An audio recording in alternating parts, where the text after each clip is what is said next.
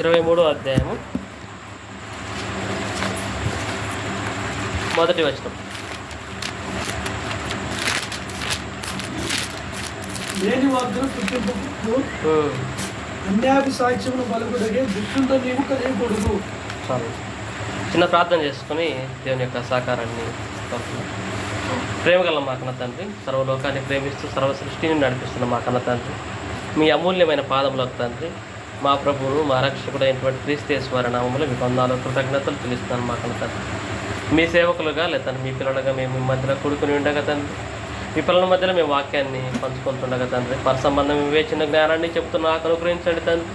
వినుచున్న మేము తండ్రి, వినుచున్న మీ పిల్లలందరం కూడా తండ్రి విని గ్రహించే భాగ్యం అనుగ్రహించమని, ఇంకా మీ చిత్తమైతే రాబో రోజుల్లో అనేకముగా కూడి తండ్రి మీ యొక్క నామాన్ని ఇక్కడ తండ్రి గణపరచడానికి, మీకు వాక్యం నేర్చుకోవడానికి సహాయం అనుగ్రహించమని, ఈ కూడికి అంతట్లో మీరే తోడుకోండి, ముందుకు నడిపించమని మీ ప్రియకుమారుడును మా ప్రభును రక్షకుడు అయినటువంటి క్రీస్తు యేసు వారి మహాఘనమైన దివ్యనామములో ఈ ప్రార్థన అడిగి సమర్పిస్తున్నాను మా కన్న తండ్రి. కూడి వచ్చినటువంటి పెద్దలకు, దేవుని సేవకులకు, సార్ గారికి మన ప్రభువును మన రక్షకుడు అయినటువంటి క్రీస్తు యేసు వారి నామములో శుభావందనాలు తెలియజేస్తున్నాను. చదవబడినటువంటి లేఖన భాగాన్ని కనుక మనం చూసినట్లయితే 23వ అధ్యాయం నిర్గమకాండము మొదటి వచనంలో, లేని వార్తను పుట్టింపకూడదు, అన్యాయపు సాక్ష్యమును పలుకుటకై దుష్టునితో నీవు కలియకూడదు. లేని వార్తను పుట్టింపకూడదు. సందర్భాన్ని కనుక మనం ఆలోచిస్తే, ఇశ్రాయేలులకు దేవుడు అనేకమైనటువంటి ఆజ్ఞలు ఇచ్చాడు. వాటిలో అత్యధికముగా ప్రాచుర్యం పొందినవి లేదా అత్యధికంగా తెలిసినవి అంటే 10 ఆజ్ఞలు అనేవి చాలామందికి తెలుసు. ఎక్కువ అవే అనుకుంటారు. కానీ ధర్మశాస్త్రములో మోషే గారి ద్వారా దేవుడు రాయించి ఇచ్చినటువంటి ఆజ్ఞలలో ఇంకా చాలా ఆజ్ఞలు ఉన్నాయి. ఈ 10 ఆజ్ఞలే కాకుండా మిగతా నిర్గమకాండం అయితే, లేవియకాండం, సంఖ్యాకాండం, ద్వితీయోపదేశకాండంలో కనుక చదివినట్లయితే దేవుడు ఇశ్రాయేలుల కొరకు తెలియజేసిన మిగతా ఆజ్ఞలు కూడా చాలా ఉన్నాయి. ఆ చాలా ఉన్న వాటిలో 23వ అధ్యాయంలో ప్రత్యేకించి లేని వార్తను పుట్టింపకూడదు అని దేవుడు ఒక ఆజ్ఞను ఇశ్రాయేలులకు ఇచ్చాడు. లేని వార్తను పుట్టింపకూడదు. లేని వార్త అనగానే జరిగినటువంటి వాస్తవము లేదా యథార్థమైనటువంటి సంఘటన అయినప్పుడు, లేని వార్త ఏంటి మళ్ళీ అంటే జరగనటువంటి దానిని లేదా యథార్థముగా సంభవించినటువంటి దానిని సంభవించినట్టుగా జరిగినట్టుగా మానవ కల్పితాన్ని జోడించి తెలియజేసేదే లేని వార్త. ప్రస్తుతం ఉన్నటువంటి సమాజంలో కనుక మనం పరిశీలించినట్లయితే వార్తా ఛానల్స్ లేదా వార్తాపత్రికల్లో ఎన్ని వార్తలు యథార్థమైనవిగా లేదా ఎన్ని వార్తలు సత్యమైనవిగా, ఎన్ని వార్తలు ఉన్నట్టుగా రాయబడుతున్నాయని ఆలోచిస్తే మనకు తెలుసు, మనకందరికీ అన్నీ ఎక్కువ శాతం ఫేక్ న్యూసే. వార్తల్లో రాసేవి వార్తా పేపర్లో ఎవరికి నచ్చిన మీడియా వారికి ఉంది. వార్తాపత్రికలు ఎవరికి అనుకూలంగా వారికి రాస్తాయి. వార్తలు చెప్పేటువంటి మీడియా ఛానల్స్ వారు కూడా ఎవరికి సపోర్ట్గా చెప్పాలనుకుంటే వారికి చెప్పేస్తారు. ఇంకా సోషల్ మీడియాలో మనం చెప్పాల్సిన పని లేదు. 100లో 90% అంతా ఫేక్ న్యూసే సోషల్ మీడియాలో స్ప్రెడ్ అయ్యేంత. అయితే దేవుడు మరి ఎందుకు తెలియజేసాడు అంటే, దేవుడు ఒక ఆజ్ఞను లేదా ఒక మాటను తెలియజేశాడంటే, దేవుడు భూత భవిష్యత్తు వర్తమాన కాలాలను ఎరిగిన వాడు కనుక దేవుడు ఏదైనా చెప్పాడు అంటే ముందుగానే జాగ్రత్త పడమని, ముందుగానే ప్రమాదం సంభవించక మునిపే, ప్రమాదము రాకముందే ముందుగానే జాగ్రత్త పడాలనే ఉద్దేశంతోనే దేవుడు ఆజ్ఞలు ఇస్తాడు. ఈనాడు ప్రభుత్వం ఇచ్చేటువంటి ఆజ్ఞలు హెల్మెట్ పెట్టుకోండి అని చెప్తారు. దేనికి? అది మన మంచికి. అయితే ప్రభుత్వం చెప్పేటువంటి ఆజ్ఞలే మనం పాటించాల్సిన అవసరం వచ్చినప్పుడు దేవుడు ఇచ్చినటువంటి ఆజ్ఞలు కూడా ఖచ్చితంగా పాటించి తీరాలి. గవర్నమెంట్ ఏమంటుంది? మేము ఇచ్చినటువంటి ఆజ్ఞను మీరు పాటిస్తే, ఎందుకు పెట్టాము ఆజ్ఞ లేదంటే మీ మంచి కొరకే అని చెప్తారు. అదేవిధంగా దేవుడు కూడా ఆజ్ఞలు ఇచ్చాడంటే అది ఎవరి కొరకు? మన మనుషుల యొక్క మేలు కొరకే. ఇక్కడ సందర్భంలో కూడా లేని వార్తను పుట్టింపకూడదనే ఒక ఆజ్ఞను దేవుడు ఇచ్చినప్పుడు ఎందుకు ఆజ్ఞలు ఇచ్చాడంటే, భవిష్యత్తులో ఈ జనాభాలో, ఇశ్రాయేలులో కావచ్చు, మిగతా ప్రపంచమంతా ఉన్నటువంటి జనాభాలో కావచ్చు, లేని వార్తను పుట్టిస్తారు కాబట్టి ముందుగానే దేవుడు ఏం చెప్పాడు? ఒక ఆజ్ఞను పెట్టి లేని వార్తను పుట్టింపకూడదు. అయితే మానవ నైజం ఏంటంటే దేవుడు చెప్పిన ఏ మాటను కూడా పక్కన పెట్టడం, నిర్లక్ష్య పెట్టడం. ఒకనాడు మొదటి మానవుడు లేదా మొదటి దంపతులైన ఆదాము హవ్వల దగ్గర నుంచి ఆయన పెంచి పోషించిన ఇశ్రాయేలులు, ఆ తర్వాత ప్రపంచంలో ఉన్న మనుషులందరూ కూడా దేవుని ఎప్పుడు కూడా బాధ పెడుతూనే ఉన్నటువంటి వారుగా, దేవుని నిర్లక్ష్య పెట్టేవారుగానే ఎక్కువ మంది ఉంటున్నారు. భక్తులు చాలా తక్కువగానే ఉంటున్నారు. అయితే చెప్పబడినటువంటి ఆజ్ఞను పాటించకపోవడం వల్ల ఇశ్రాయేలులో జరిగినటువంటి ఒక ప్రమాదాన్ని మనం చూసినట్లయితే సంఖ్యాకాండం గ్రంథము 13వ అధ్యాయం.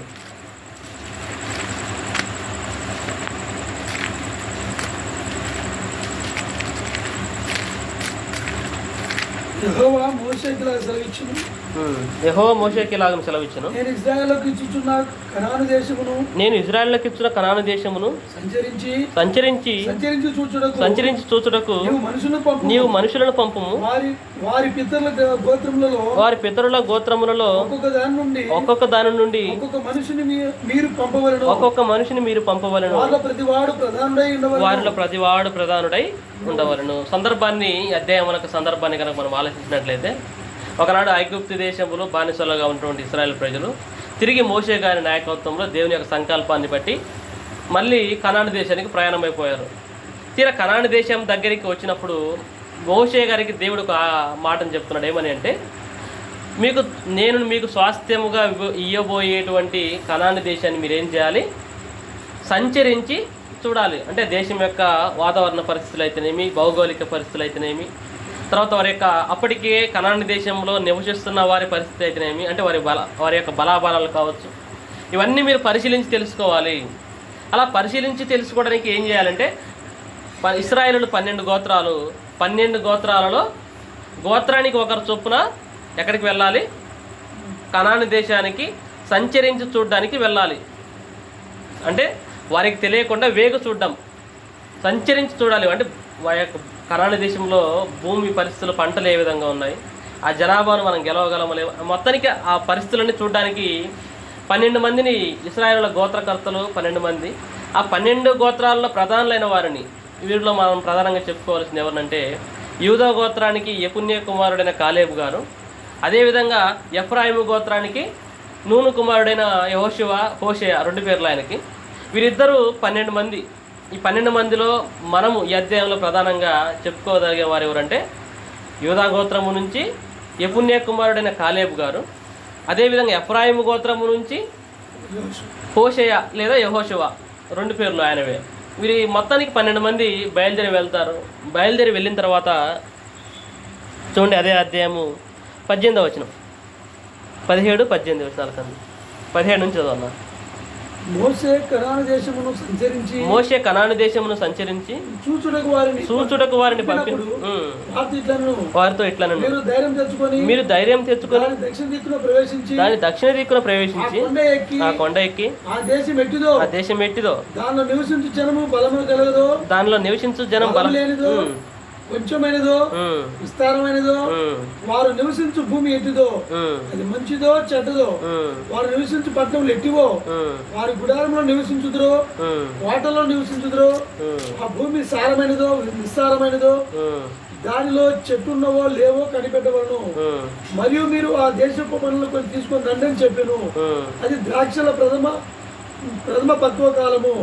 కాబట్టి వారు వెళ్ళి సీను అరణ్యం మొదలుకొని హమాతుకు పో మార్గంలో రెహోబు వరకు దేశ సంచారం చేసి చూచిరి. వారు దక్షిణ దిక్కులో ప్రయాణం చేసి హెబ్రోనుకు వచ్చిరి. అక్కడ అనాకీయుడు అహిమాము శేషయ తల్మయి అనుండిరి. ఆ హెబ్రోను ఐగుప్తులో సోయను కంటే 7 ఏళ్ళు ముందుగా కట్టబడిను. వారు ఎష్కోలు లోయలోనికి వచ్చి అక్కడ ఒక గిలగిల ద్రాక్ష చెట్టు యొక్క కొమ్మను కోసి దండతో 2 కోసిరి. మరియు వారు కొన్ని దానిమ్మ పనులను కొన్ని అంజూరపు పనులను తెచ్చిరి. ఇశ్రాయేలు అక్కడ కోసిన ద్రాక్షలను బట్టి ఆ స్థలములకు ఎష్కోలు లోయ అని పేరు పెట్టబడిను. వారు 40 దినములు ఆ దేశమును సంచరించి చూచి తిరిగి వచ్చిరి. అట్లు వారు వెళ్ళి వారాను అరణ్యమందు కాదేశులో ఉన్న మోషే అహరోనుల యొద్దకును ఇశ్రాయేల్ సర్వ సమాజం యొద్దకును వచ్చి వారికి ఆ సర్వ సమాజమునకు సమాజం తెలియజెప్పి ఆ దేశ పనులు వారికి చూపించిరి.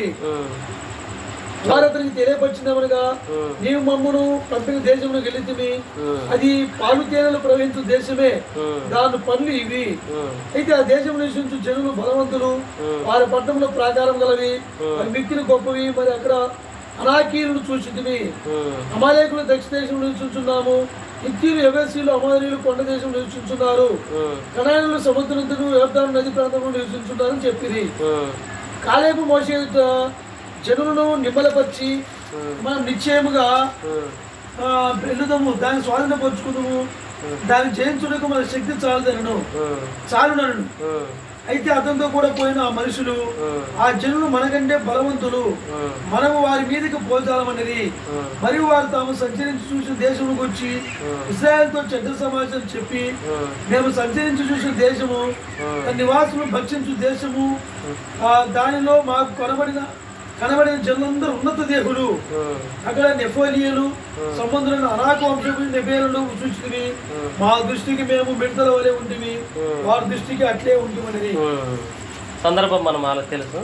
వాళ్ళు సంచరించడానికి వెళ్ళారు. వెళ్ళిన తర్వాత చూస్తే దేవుడు చెప్పినట్టుగానే అది పాలు తేనెలు ప్రవహించే దేశమే, సమృద్ధి కలిగినటువంటి దేశమే. ఇదేంటి అంటే అక్కడ ఉన్నటువంటి ఆ దేశంలో ఉన్నటువంటి వాస్తవికమైన పరిస్థితి. ఇక్కడికి దేశ సంచారం చేసి చూడడానికి వెళ్ళిన 12 మందిలో అక్కడ ఒక ద్రాక్ష గెలను ఇద్దరు కర్ర కట్టుకొని మోసారంటే ఎంత సమృద్ధి ఉందో మనం ఆలోచించవచ్చు. అయితే ఈ సమృద్ధిని గురించి ఈ యొక్క 12 మందిలో 10 మంది ఏం చేశారో తెలుసా? చెడ్డ సమాచారం చెప్పారు ఆ దేశం గురించి. ఏమని అంటే మనం ఆ దేశం మీదకి పోకూడదు, మనం ఆ దేశం మీదకి పోకుండా ఏం చేయాలి, మనం ఒకవేళ పోతే అక్కడ వాళ్ళ శరీరాలు ఏ విధంగా ఉన్నాయో తెలుసా? మనకంటే చాలా పెద్దగా ఉన్నాయి కాబట్టి మనం వాళ్ళ దృష్టికి మిడతల్లాగా ఉన్నాం, చిన్నగా ఉన్నాం. మనం వారి మీదకి పోతే మనల్ని చంపేసి తినేస్తారు అని భయపెడుతున్నారు. ఎవరు? 12 మందిలో 10 మంది. మిగతా 2 మాత్రము నిజము కొరకు, నిజమైన వార్త కొరకు పోరాడుతున్నారు. ఎవరెవరు వాళ్ళు? కాలేబు గారు, యెహోషువ గారు. అంటే ఒక లేని వార్తను పుట్టించారు. ఎవరు? ఈ 12 మందిలో 10 మంది. 12 మందిలో దేశ సంచారం చేయడానికి వెళ్ళిన ఇశ్రాయేలుల ప్రధానులలో 12 మందిలో 10 మంది ఒక చెడ్డ సమాచారము, లేని వార్తను పుట్టించి జనాల్లోకి వదిలేశారు. లేని వార్తను పుట్టిస్తే ఏమైపోయింది? జనులు దాన్ని ఆలోచిస్తున్నారు. ఏమన్నా ఆలోచించకుండా ఒక్కసారిగా వారిలో ఒక గడిబిడి భయము వచ్చేసి ఏం చేశారు తెలుసా? నెక్స్ట్ అధ్యాయంలో మోషే, అహరోనులకు, కాలేబు గారికి వీరికి వ్యతిరేకం అయిపోయారు ఆ జనాభా అంతా. దేనికంటే ఉన్న వార్తను లేదా యథార్థంగా వారు చూసిన దాన్ని చూసినట్టు చెప్పకుండా కల్పించి వారంతటా వారే ఒక లేని వార్తను పుట్టించడం వల్ల ఏమైపోయింది? ప్రజల్లో ఒక అలజడి. నిజంగా దేవుని యొక్క కోరిక అబ్రహాము గారితో ఒకనాడు వాగ్దానం చేశాడు. ఏమంటే నీకు ఈ కనాను దేశానికి, నీకును నీ సంతానానికి స్వాస్థ్యముగా ఇస్తానని. ఐగుప్తు బానిసత్వం నుంచి కనాను దేశం చేరేంత వరకు దేవుడు వారికి ఎన్ని అద్భుత క్రియలు చేశాడు వీరికి గుర్తులేదా? చూడలేదా వీరు? అన్నీ చూశారు. సముద్రము జీల్చింది చూశారు, ఫరో సైన్యాన్ని ముంచి వేసింది చూశారు వీళ్ళంతా. బండ నుంచి నీరు రప్పించింది చూశారు.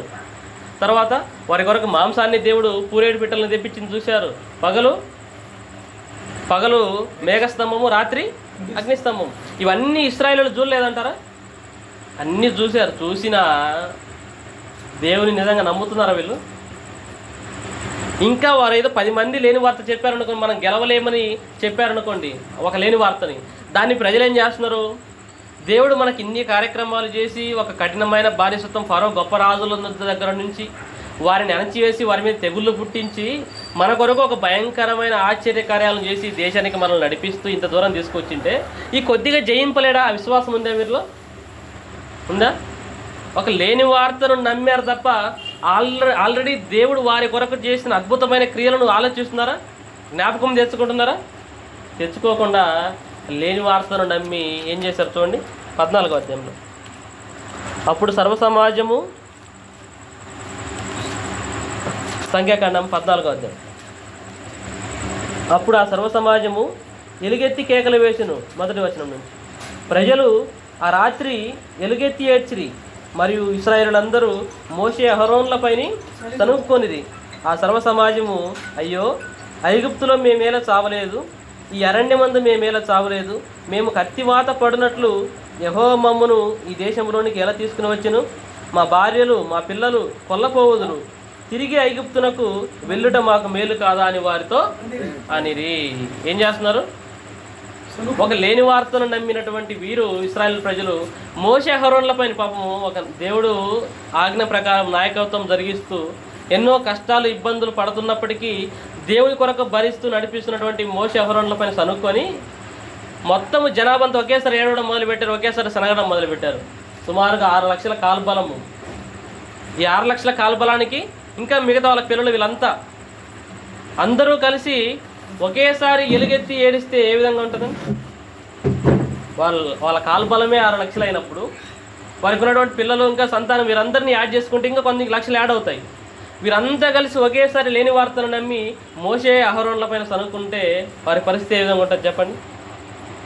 ఒక లేని వార్తను నమ్మి వారిని నడిపించిన నాయకులపైన సనగడము ఏడవడం చేస్తున్నారు. తిరిగి ఐగుప్తునకు వెళ్ళిపోతామంటే దేవుని సంకల్పానికి అడ్డు తగిలిందిగా ఏముంది ఇక్కడ? ఒక లేని వార్త. కనాను దేశాన్ని స్వాస్థ్యంగా ఇవ్వాలనేది దేవుని సంకల్పం అయితే ఆ సంకల్పానికి అడ్డుకట్ట వేసేదిగా ఉన్నది ఏది ఇక్కడ? ఒక లేని వార్త. ఒక 10 మంది పుట్టించినటువంటి లేని వార్త ఏమైపోయింది? వాగ్దాన దేశమునకు చేరుకోకుండా దగ్గరికి వెళ్ళిపోయిన తర్వాత ఏమైపోతుంది? మళ్ళీ వెనక్కి పోయేటువంటి ఏమంటున్నారు వాళ్ళు? మేము ఎందుకు చావలేదు, తిరిగి మేము ఐగుప్తునకు వెళ్ళిపోతాం కదా అంటున్నారు. అంటే దేవుడు ఫరో సైన్యాన్ని ఆ సముద్రంలో ముంచిన సంఘటనలు వీరు జ్ఞాపకం చేసుకోవడం లేదా? అంటే దేవుడు చేసిన మేలులన్నింటినీ ఆయన ఆశ్చర్యకార్యాలన్నింటినీ మర్చిపోయి ఏదో ఒక్కసారి చెప్పిన లేని వార్తను నమ్మి ఏమైపోయారు? దేవునికి వ్యతిరేకులయ్యారు, దేవుని పైన సనిగారు, దేవుని సేవకుల పైన సనిగారు. నిజాన్ని చెబుతున్నటువంటి కాలేబు యెహోషువ గారులు ఏం చేయాలనుకున్నారు తెలుసా? రాళ్లతో కొట్టి చంపేయాలనుకున్నారు. దేవుడు ఎన్ని చూశాడు. ఓకే, వీరు ఇప్పటి వరకు నేను చేసినటువంటి ఆశ్చర్యకార్యాలను, వీరి కొరకు నేను పడినటువంటి కష్టాన్ని వీరు పక్కన పెట్టి ఒక లేని వార్త వారిలో పుట్టగానే నేను ముందుగానే ఆజ్ఞ ఇచ్చాను. ఏమని? లేని వార్త పుట్టింపకూడదని నేను ఆజ్ఞ ఇచ్చిన లేని వార్తను పుట్టించారు జనాభా మధ్యలో. పుట్టించిన దానికి ప్రతిఫలం ఏంటి? దేవునికి వ్యతిరేకులు అయిపోయారు ఇశ్రాయేలు ప్రజలు. మోషే అహరోన్లకు వ్యతిరేకులు అయిపోయారు. కాలేబు యెహోషువలను నిజం చెప్పిన వారిని చంపాలనుకుంటున్నారు.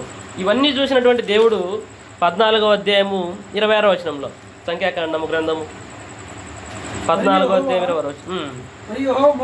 మరియు యెహోవా మోషే అహరోన్లకు ఇలాగ సెలవిచ్చాను,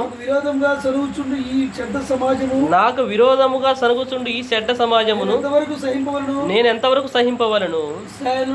ఇశ్రాయేలు నాకు విరోధముగా సనుగుచున్న సనుగులను విని ఉన్నాను. నీవు వారితో యెహోవాకు ఏదనగా నా జీవముతోడు మీరు నా చెవిలో చెప్పినట్లు నిశ్చయముగా మీ ఎడల చేసేదను. మీ శవములు అరణ్యములోనే రాను. మీ లెక్క మొత్తం చొప్పున మీలో లెక్కింపబడిన వారందరూ అనగా 20 ఏళ్ళు మొదలుకొని పైప్రాయము కలిగి నాకు విరోధముగా సనిగిన రాలిపోవుదురు. ఏమైపోయారు? దేవుడు ఏం పెట్టాడు? ఎవడైతే నాకు విరోధముగా, నా సేవకుల విరోధముగా సనిగారో, లేని వార్తను నమ్మి వీరందరిని ఏం చేస్తానని చెప్పాడు? ఇదిగో ఆ కనాను దేశంలోనికి ప్రవేశింపజేయకుండా మీరున్నటువంటి అరణ్యములోని వీరిని చంపేస్తాను. చూడండి, లేని వార్త ఎంత ప్రమాదాన్ని కొని తెచ్చిపెట్టిందో. ఎందుకంటే దేవుడు ముందుగానే నిర్గమకాండములో ఆజ్ఞ ఇచ్చాడు, సంఖ్యాకాండములోకి వచ్చేసరికి సంఘటన జరిగింది. అంటే దేవుడు ఒక ఆజ్ఞను ఇచ్చాడు అంటే దాని గురించి ముందుగానే జాగ్రత్త పడమని అని చెప్తే ఇశ్రాయేలు ఆ జాగ్రత్త లేక అసలు ఒక వార్త, ఒక విషయం చెప్పిన తర్వాత అది మంచా చెడా, వాస్తవం ఎంత అవాస్తవం ఎంత అని ఆలోచించకుండా గుడ్డిగా నమ్మేయడమేనా? నిజంగానే ఆలోచించాలా లేదా? ఒక వ్యక్తి గురించి కానీ, ఏదైనా ఒక విషయాన్ని గురించి కానీ మనం విన్న వెంటనే ఏం చేయాలి? ఎమ్మటే నమ్మేయాలా? నమ్మకుండా ఇది వాస్తవం ఎంత, ఇది యథార్థం ఎంతని మనం ఆలోచించే వారి మీద ఉండాలి. ఇశ్రాయేలు ప్రజలు ఆలోచించకుండా వారు చెప్పిన లేని వార్తను నమ్మారు. నమ్మిన దానికి ప్రతిఫలం ఏంటి? దేవుని పైన సనిగారు, దేవుని సేవకుల పైన సనిగారు. వాస్తవాన్ని చెప్పిన కాలేబు యెహోషువలకు వారిని చంపాలని ప్రయత్నం చేశారు. ఇవన్నీ చూసిన దేవుడు ఏం చేశారు? లేని వార్తను నమ్మి నాకు వ్యతిరేకులైన వీరిని వాగ్దత్త దేశమైనటువంటి కనానులోనికి ప్రవేశింపకుండా ఈ అరణ్యములోని వీరిని చంపేశాడు దేవుడు. అందుకే కొరింథీయులకు రాసినటువంటి మొదటి పత్రిక 10వ అధ్యాయం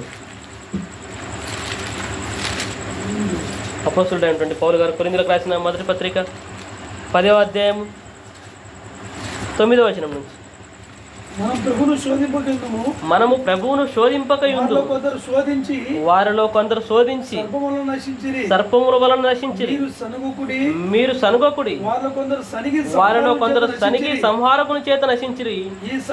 ఈ సంగతులు దృష్టాంతములుగా వారికి సంభవించి యుగాంతమందున్న మనకు బుద్ధి కలుగుటకై రాయబడెను. ఈ సంగతులు దృష్టాంతములుగా వారికి సంభవించి, దృష్టాంతములు అంటే ఉదాహరణలుగా. అంటే ఇశ్రాయేలులో పాత నిబంధనలు దేవుడు ఎందుకు పెట్టాడు? పాత నిబంధన ఎందుకు పెట్టాడు? అందులో జరిగిన సంఘటనలను చూసి నువ్వు గుర్తించుకోవాలి. ఈ సంగతులు దృష్టాంతములుగా వారికి సంభవించి, అంటే వారు లేని వార్తను నమ్మి దేవునికి వ్యతిరేకులయ్యారు, దేవుని మీద సనిగారు. నువ్వు కూడా లేని వార్తను నమ్మి దేవునికి వ్యతిరేకంగా సనిగావా? వారు ఏ విధంగా నశించారో నువ్వు కూడా నశిస్తావు. వారు లేని వార్తను నమ్మి దేవుని సేవకులకు వ్యతిరేకులు అయిపోయారు. నువ్వు కూడా లేని వార్తను ఇప్పుడు నమ్మావా? నువ్వు కూడా ఏమైపోతావు?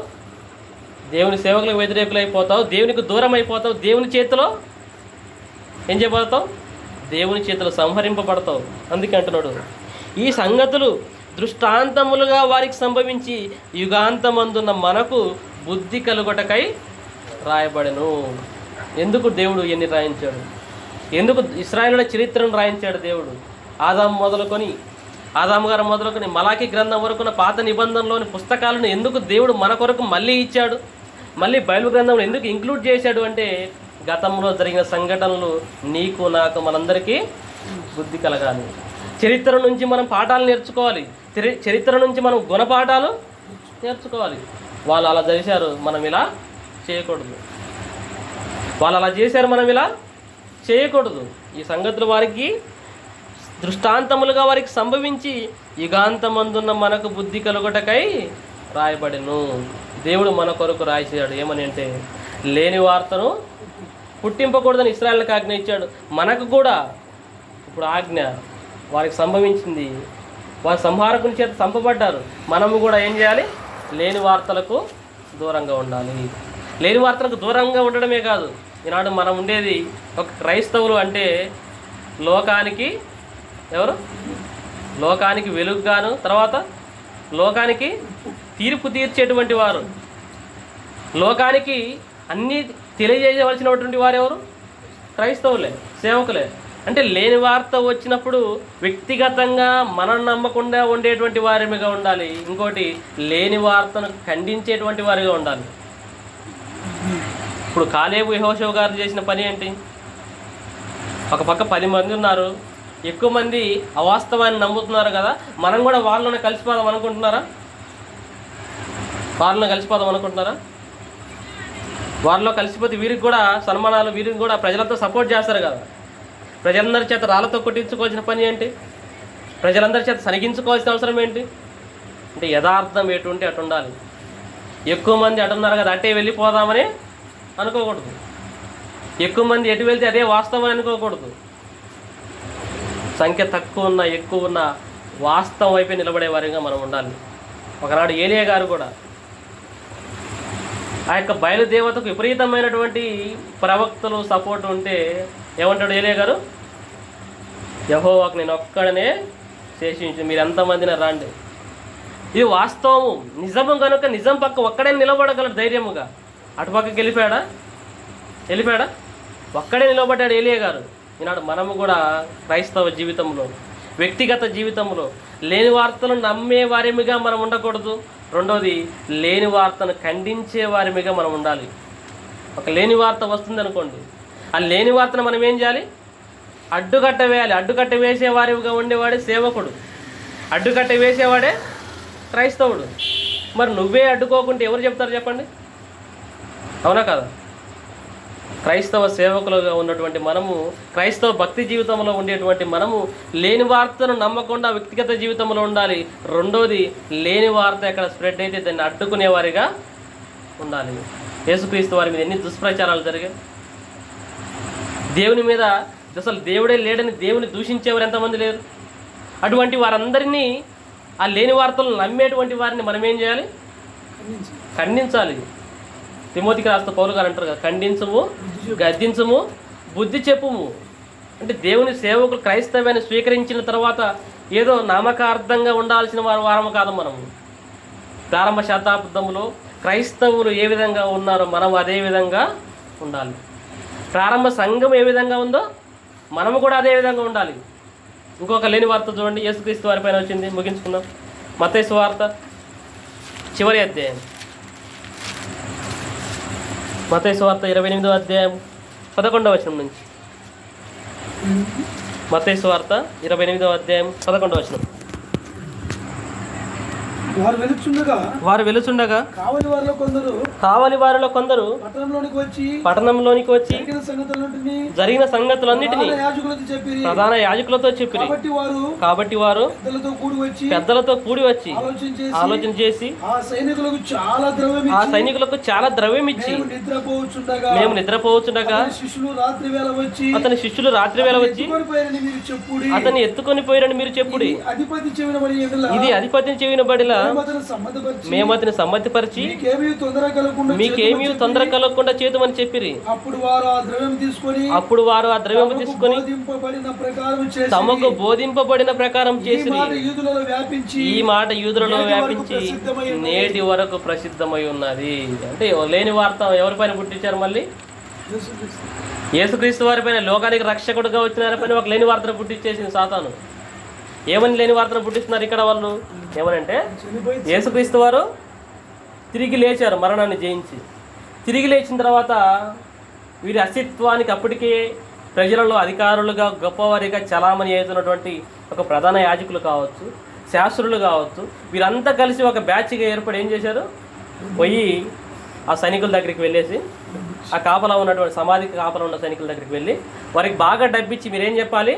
మేము నిద్రపోతుంటే కావలి వారు ఆయన శిష్యులు వచ్చి ఆయన దేహాన్ని, ఆ శవాన్ని ఎత్తుకుని పోయారని చెప్పండి. ఒకవేళ మీ అధిపతి ఏమని ఉన్నాడు అనుకో, మేము సెటిల్మెంట్ చేస్తాము అంటున్నారు.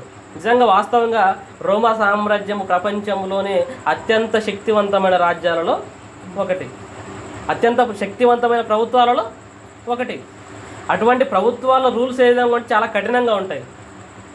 ఆ సైనికులు కాపులా ఉండకుండా యేసుక్రీస్తు వారిపైన అప్పటికి పెద్ద గడివిడి ఏర్పడి ఆయన గురించినటువంటి సమాచారం చాలా చోట్ల వ్యాపించి పెద్దగా యేసుక్రీస్తు వారి గురించి జరిగి ఆయన సమాధికి కావలించబడితే కావలి వారు నిద్రపోతారా? ఎక్కడన్నా కావలి వారు నిద్రపోతారా? ఆర్మీ వాళ్ళు.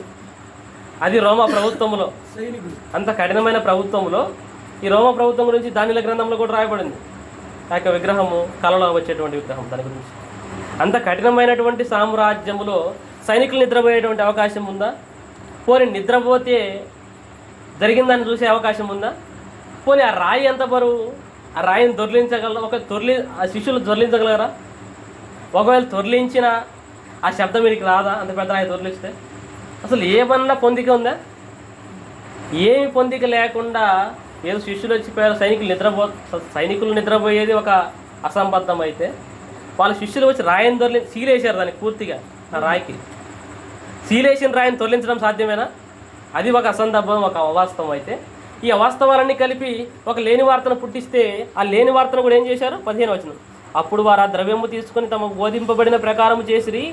ఈ మాట యూదులలో వ్యాపించి నేటి వరకు ప్రసిద్ధమైనదంటే ఈ మత్తయి సువార్త రాయబడిన టయానికి ఆ వార్త ఏమైపోయింది? ఆ లేని వార్త ఫేమస్ అయ్యింది. ఏమని? యేసుక్రీస్తు వారు లేవలేదు, వాళ్ళ శిష్యులు వచ్చి ఎత్తుకొని పోయారు అని. అది ప్రమాదం కాదు లేని వార్త? పోనీ యేసుక్రీస్తు వారి మరణ, సమాధి, పునరుద్ధానాలను నమ్మకపోతే ఏ వ్యక్తికైనా జీవం ఉందా? ఏ వ్యక్తికి నిత్య జీవం ఉందా? నమ్మని వారికి శిక్షే కదా. అంటే లేని వార్తను నమ్మేటువంటి వారంతా కూడా యేసుక్రీస్తు వారిని గురించిన లేని వార్తను నమ్మిన వారంతా ఎక్కడికి వెళ్ళిపోతారు? నరకానికి. అప్పుడు నమ్మకపోయినా ఇప్పుడు నమ్మకపోయినా పోయేది ఎక్కడికి? అంటే యేసుక్రీస్తు వారి మరణ, సమాధి, పునరుద్ధానం అనే సువార్తను నమ్మకపోతే ఎవరికైనా కలిగేటువంటిది ఏంటి అంటే శిక్షనే, నరకమే. కాబట్టి వీరు పుట్టించిన లేని వార్తను నమ్మకపోవడం వల్ల జరిగిన ప్రమాదం ఏంటి? నమ్మని ప్రతి వారు కూడా నరకానికి వెళ్ళిపోతున్నారు. ఒకనాడు చరిత్రలో జరిగిన, ఇశ్రాయేలులో జరిగిన లేని వార్త వల్ల ఏమైపోయింది? కనాను దేశానికి చేరకుండా అరణ్యంలో రాలిపోయారు. ఇక్కడ యేసుక్రీస్తు వారి విషయంలో లేని వార్తను నమ్మితే వారు ఎక్కడికి వెళ్ళిపోతున్నారు? నరకానికి. అంటే లేని వార్త వలన ప్రమాదం ఉంది. అది ఇప్పుడు మనం అప్లై చేసుకోవచ్చు దాన్ని. ఒక వ్యక్తి విషయంలో ఏదైనా ఒక విషయం మనం వ్యక్తిగతంగా మనకు తెలిసిన వ్యక్తి గురించి ఏదైనా విషయం తెలిసింది అనుకోండి, అది వెంటనే మనము నమ్మకూడదు. వ్యక్తి గురించి కావచ్చు, ఏదైనా కానివ్వండి, లేని అది వాస్తవం ఎంత అవాస్తవం ఎంతో ఆలోచించి మనం నిర్ణయం తీసుకోవాలి. అలా ఒకవేళ అది నిజంగా లేని వార్త అయితే మనము ఖండించేవారిగా ఉండాలి. అది మనుషులకు సంబంధించింది అయినా, బైబిల్ వాక్యానికి వ్యతిరేకంగా ఉన్న దేన్నైనా కూడా ఏం చేయాలి? అది ఖండించే వారిగా మనం ఉండాలి. కాబట్టి క్రైస్తవ భక్తి జీవితంలో క్రైస్తవ సేవకులుగా కొనసాగుతున్నటువంటి మనము లేని వార్తలను నమ్మకుండా, ఒకవేళ ఆ లేని వార్తలు బైబిల్ పైన కానీ యేసుక్రీస్తు వారి పైన కనుక వస్తే వాటిని ఖండించేవారిగా, సమాజంలో జరుగుతున్న లేని వార్తలను ఖండించేవారిగా మనం అందరం ఉంటూ దేవుని యొక్క పనిలోను పరిచయలోను కొనసాగాలని కోరుకుంటూ ఈ యొక్క మాటను ముగిస్తున్నాను. ప్రార్థన చేసుకుందాం. ప్రేమగల మా కన్న తండ్రి, సర్వలోకాన్ని ప్రేమిస్తూ సర్వ సృష్టిని నడిపిస్తున్న మా కన్న తండ్రి, మీ అమూల్యమైన పాదములకు తండ్రి, మా ప్రభువును మా రక్షకుడు అయినటువంటి క్రీస్తు యేసు వారి నామములో మీకు వందనాలు కృతజ్ఞతలు చెల్లిస్తున్నాను మా కన్న తండ్రి. మీ పిల్లలుగా మేము కూడుకొని ఉండగా తండ్రి, మీ యొక్క మాటలు వివరించుటకు, మీ మాటలు మేము వినుటకు తండ్రి, మీరు అనుగ్రహించినటువంటి సమయాన్ని బట్టి తండ్రి, మీరు అనుగ్రహించిన అనుకూలతను బట్టి తండ్రి, మా ప్రభువును మా రక్షకుడు అయినటువంటి క్రీస్తు యేసు వారి నామములో మరొకసారి మీకు వందనాలు కృతజ్ఞతలు చెల్లిస్తున్నాను మా కన్న తండ్రి. మేమందరం కలిసి తండ్రి మా క్రైస్తవ భక్తి జీవితాలు తండ్రి లేని వార్తను నమ్మే వారిమిగా మేము ఉండకుండా తండ్రి, లేని వార్తను నమ్మకుండా తండ్రి, లేని వార్తలు అవి తండ్రి ఏ విధంగా వచ్చిన వాటిని ఖండించే వారిమిగా ఉంటూ మా యొక్క భక్తి జీవితాలలో తండ్రి మీ అందు భయభక్తులు కలిగి ముందు కొనసాగే వారిమిగా మీ పిల్లలమైన మాకును మీ సేవకులమైన మాకును అటువంటి భాగ్యం అనుగ్రహించమని, ఇంకా తండ్రి ఇక్కడ జరుగుతున్నటువంటి కూడిక అంతట్లో మీ యొక్క తోడును మీ యొక్క సహాయాన్ని ప్రభాకరన్నను అదేవిధంగా తండ్రి ఇంకా సహకరిస్తున్నటువంటి తండ్రి సహోదరులందరినీ చేశారన్న ఇంకా తండ్రి ఇంకా మిగతా వాళ్ళందరినీ తండ్రి మీ యొక్క తోడును మీ యొక్క సహాయాన్ని అనుగ్రహించి, ఇంకా మీ చిత్తమైతే రానున్న రోజుల్లో అనేకులు కూడి మీ యొక్క వాక్యాన్ని నేర్చుకునేటువంటి భాగ్యమును మాకందరికీ అనుగ్రహించమని మీ ప్రియకుమారుడును మా ప్రభువును రక్షకుడు అయినటువంటి క్రీస్తు యేసు వారి మహాఘనమైన దివ్యనామంలో ఈ ప్రార్థన మనల్ని అడిగి సమర్పిస్తున్నాను మా కన్న తండ్రి.